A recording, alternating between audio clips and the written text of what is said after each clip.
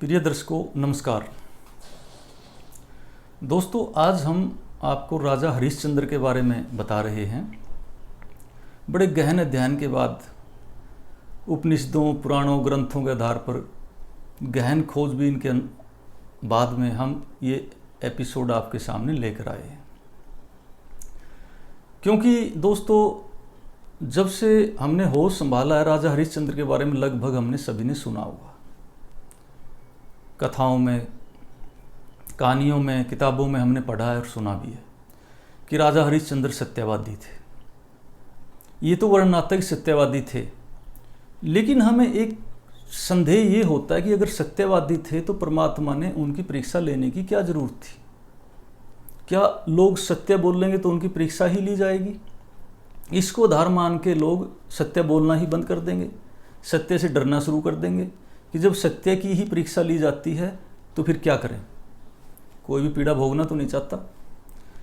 दोस्तों आज हम आपको ये साफ तौर पे बताना चाहते हैं कि उन्हें सत्य बोलने की सज़ा नहीं मिली थी, उनको झूठ बोलने की सज़ा मिली थी। और ये बिल्कुल सत्य और तथ्यों पे आधारित है और इसके बाद इसमें कोई गुंजाइश नहीं बचती। तो आज से एक तो आप ये भार दिमाग से उतार दें कि सत्य बोलने की सज़ा मिलेगी। आप सत्य बोलें, खुलकर बोलें, आपको सज़ा बिल्कुल नहीं मिलेगी, इनाम मिलेगा। और जब हमारे शास्त्रों में, हमारे ग्रंथों में, गुरु ग्रंथ साहब में, कबीर की वाणी में, हमारे 30 अन्य महासंत, बड़े बड़े महासंत जो गुरु ग्रंथ साहब में जिनका वर्णन है, उनकी वाणी में जब लिख दिया कि सच बराबर तप नहीं और झूठ बराबर पाप, तो फिर सच के बदले हमें पीड़ा क्यों मिलेगी? अगर झूठ के बराबर पाप नहीं तो झूठ बोलने पे पाप लगेगा, उसकी पीड़ा मिलेगी हमें, उसके बदले सज़ा मिलेगी। और जो लिख दिया वो सत्य है, क्योंकि बड़े बड़े अवतारी पुरुष हुए हैं, बड़े बड़े महासंत हुए हैं, दिव्य दृष्टि से उनको परमात्मा तक पहुंचने के मार्ग का पता था, उन्होंने ये सब लिखा है। तो दोस्तों राजा हरिश्चंद्र के बारे में आज हम आपको एक सत्य घटना बता रहे हैं जिसके कारण उनको सजा मिली थी।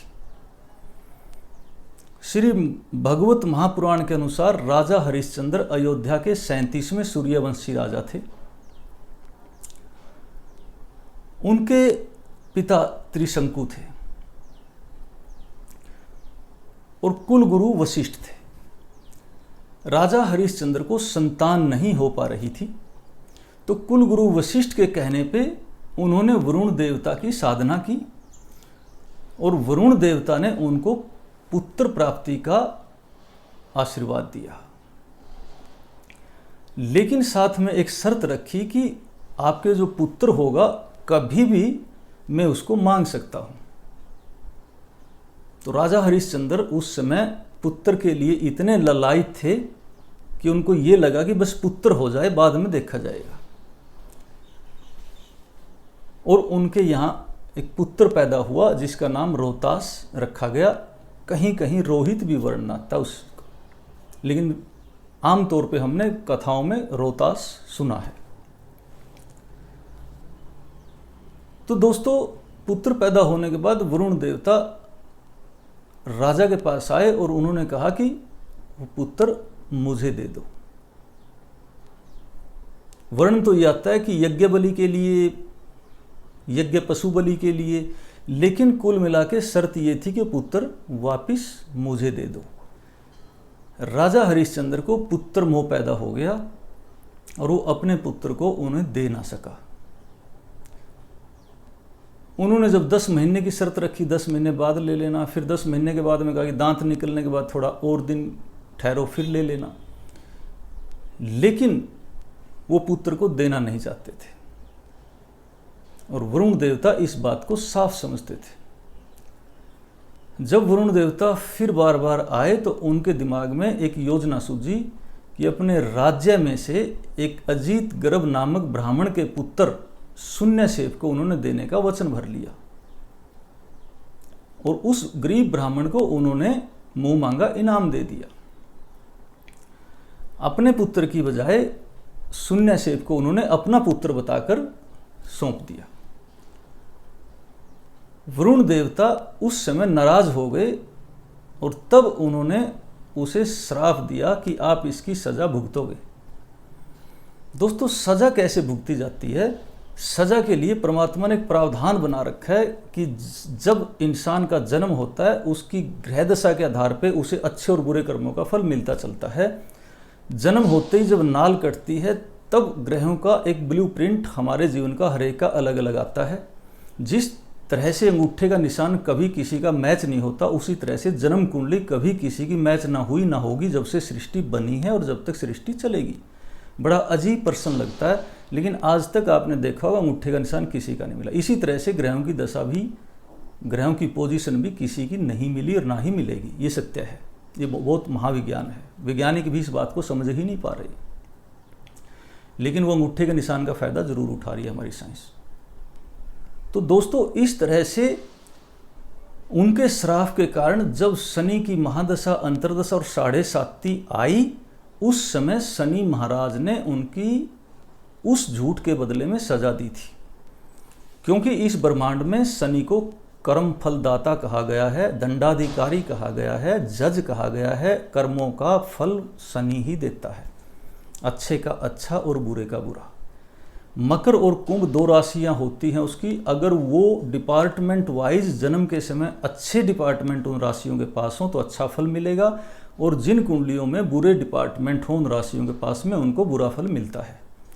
और हमारे जन्म से लेकर हमारे जीवन चक्कर जब तक चलता है उसमें हम जो अच्छे बुरे कर्म करते हैं वो शनि की 7.5 के रूप में शनि समय समय पे हमें अच्छे और बुरे का इनाम देता है। दूध का दूध और पानी का पानी करता चलता है। इसलिए विधि का विधान है, इसमें डरने की कोई ज़रूरत नहीं। पंडित लोग, ज्योतिषाचार्य आपको ये बता देते हैं कि आपकी ये ऐसी दशाएं चलेंगी, आने वाला समय ऐसे होगा, इस तरह से आप उससे बचाव कर सकते हैं। 100% बचाव किसी का नहीं होगा।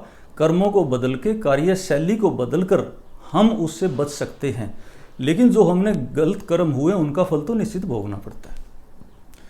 पूरे का पूरा कर्म फल चेंज करना इतना आसान नहीं है। उसके लिए तो भगवान श्री कृष्ण ने कहा है कि तू मेरी शरण में आ जा, मैं तुम्हारे सब पापों का नाश कर दूंगा। उनकी शरण में जाना इतना आसान है नहीं, क्योंकि हमें सब कुछ त्यागना पड़ता है। अहंकार त्यागना पड़ता है, विचार त्यागने पड़ते हैं, सिर्फ कर्म करना पड़ता है। कर्म करते रहें, जो होगा होगा, हमें कोई लेना देना नहीं।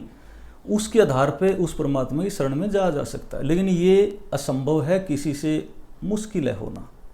क्योंकि कर्म करने के बाद में आदमी जरूर कुछ न कुछ कामना रखता है, ये किया तो ऐसा होना चाहिए, ये किया तो ऐसा होना चाहिए। और दूसरा, फिर वो कर्म के बाद कामना करता है और फिर मोह में भी उलझ जाता है। और खासकर पुत्र मोह में तो इंसान उलझ ही जाता है। पुत्री मोह में तो शायद ही आपने कहीं सुना होगा, लेकिन पुत्र मोह में मैक्सिमम इंसान फंसे हैं। चाहे महाभारत का युद्ध हुआ पुत्र मोह के कारण हुआ, बहुत सारे राजनीतिक कांड हुए पुत्र मोह के कारण हुए। और दोस्तों, अहंकार सबसे बड़ी बुराई है। इंसान को अहंकार कभी भी नहीं करना चाहिए, उसको छोड़ने की कोशिश करनी चाहिए। वैसे तो काम, क्रोध, लोभ, मोह, अहंकार हमने एक एपिसोड डाला था, वो हैं हमारे शरीर के अभिन्न अंग भी हैं, लेकिन उन पर कंट्रोल करना चाहिए। Excess of everything is bad, अति किसी चीज़ की ना होने दें। तो दोस्तों, फिर हम लौट के राजा हरिश्चंद्र पे आ रहे हैं। उनको उस झूठ की सजा मिली थी, ना कि सच बोलने की। इसलिए दोस्तों, आज से आप ये डर दिल से निकाल देना कि सत्य बोलने के बदले में सजाएं मिलेंगी, बिल्कुल नहीं मिलेंगी। सत्य बोलने के बदले में इनाम मिलेगा, अच्छे कर्मों के बदले में इनाम मिलेगा, और झूठ बोलने के बदले में सजा मिलेगी। बुरे कर्मों के फल बुरे ही होंगे, ये आप निश्चित धार लें। जो कथा आज तक आप सुनते आए थे वो बिल्कुल झूठ थी। उन्होंने झूठ बोला था, झूठ की सजा मिली थी, शनि महाराज ने उनको सजा दी थी।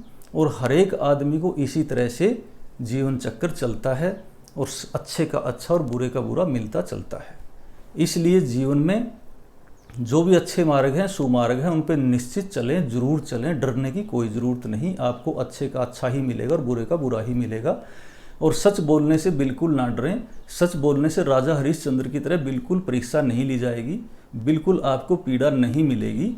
वो किस तरह कहानी को तोड़ मरोड़ के पेश कर दिया, उस तथ्य को ही छुपा लिया, ये गलती रह गई। और जब भी कोई शोध होती है, जब भी कोई आविष्कार होता है, उसमें कुछ कमियां रह जाती हैं। जिस तरह से किसी वैज्ञानिक ने लिख दिया धरती सूर्य का टुकड़ा थी, आज तक पढ़ते आए हैं। किसी ने लिख दिया अमीबा टूटकर फिर बनता चला जाता है, ये भी किसी ने शोध पूरी नहीं की। किसी ने लिख दिया कि बंदर से इंसान बना, ये भी शोध अधूरी रह गई, क्योंकि बंदर तो बंदर ही हैं। कभी कोई तो इंसान बनता देखता, कोई तो बंदर इंसान के रूप में बदलता। हम तो गर्भ से पैदा हुए हैं, माता के गर्भ से पैदा हो रहे हैं। इंसान बनने का हमें सबको पता है कि इंसान से बनता है, जीव से बनता है, बंदर से तो कभी नहीं बना। इस तरह बहुत सारी भ्रांतियां में हम जी रहे हैं। और ये भी एक भ्रांति ही थी कि राजा हरिश्चंद्र सच्चे थे, उनको सजा मिली थी और हम डर गए। हो सकता बहुत सारे लोगों ने इससे डर के सच ना बोला हो, अच्छे कर्म ना किए हों, और निश्चित है, डर निश्चित है। तो दोस्तों, आज से इस डर को निकाल देना। ये बिल्कुल सत्यों पर आधारित हमने जो घटना बताई है, जो कहानी बताई है, बिल्कुल है। और आप भी अगर ढूंढेंगे तो यही मिलेगा। तो इस तरह से दोस्तों, हम आपके सामने अनेक तरह की भ्रांतियों से छुटकारा दिलाने के लिए ये प्रोग्राम लेकर आते हैं, और आप सही मार्ग पे चलें, सद्मार्ग पे चलें, इसकी हम कामना करते हैं।